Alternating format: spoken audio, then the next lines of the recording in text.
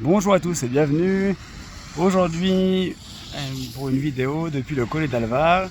Nous sommes partis avec la communauté au ski. Devant moi, il y a des jeunes, je ne sais pas si vous les voyez là-bas. Et derrière moi, bref, faut qu'il en soit. Boker Tov, enfin en fonction de l'heure à laquelle vous regardez la vidéo.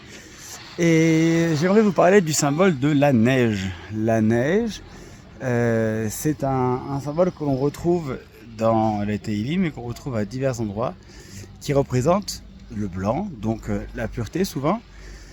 Mais c'est pas que ça. La neige, c'est l'eau sous différentes formes, c'est-à-dire une eau qui est dans un stade solide et qui ensuite, au fur et à mesure, passe à l'état liquide. D'ailleurs, à la fin de la journée, parfois, vous avez des pistes qui sont complètement aqueuses, enfin en tout cas liquides.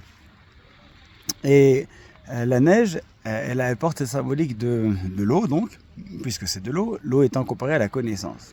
Alors qu'est-ce qu'on pourrait tirer d'une connaissance solidifiée? Est-ce que vous vous êtes déjà pris une boule de neige? Une boule de neige, c'est terrible.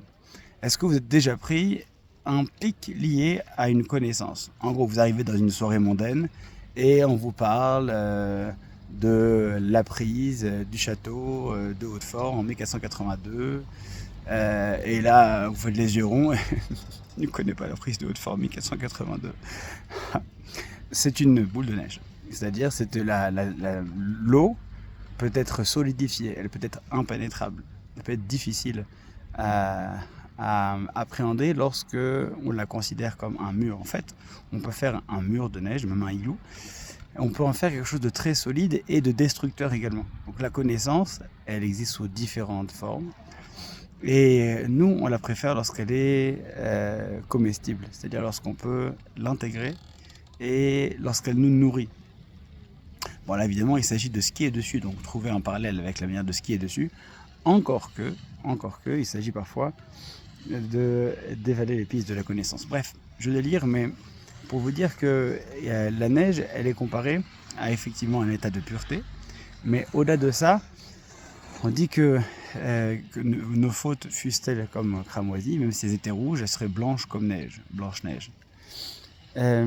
Cette manière de concevoir que quelque chose de rouge peut devenir blanc, c'est une manière d'abord de rappeler qu'il ne sert à rien de désespérer, d'une part parce que effectivement on peut soi-même se considérer comme irrécupérable, rouge comme le sang, même pire encore, mais qu'en réalité il suffit de gratter un petit peu pour retrouver la blancheur de notre être qui lui ne bouge pas et qui elle non plus ne bouge pas, cette couleur qui est la nôtre au début.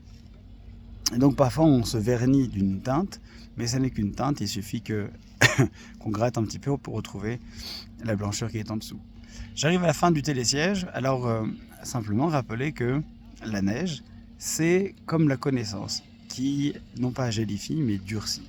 Parfois, il faut savoir tout simplement faire preuve de chaleur, pour faire en sorte que cette connaissance qui paraît impénétrable puisse ensuite se transformer à température ambiante en quelque chose de nutritif et d'utile, d'agréable pour l'homme. Ainsi, on pourrait apprécier la valeur de la connaissance sous toutes ses formes. À bientôt.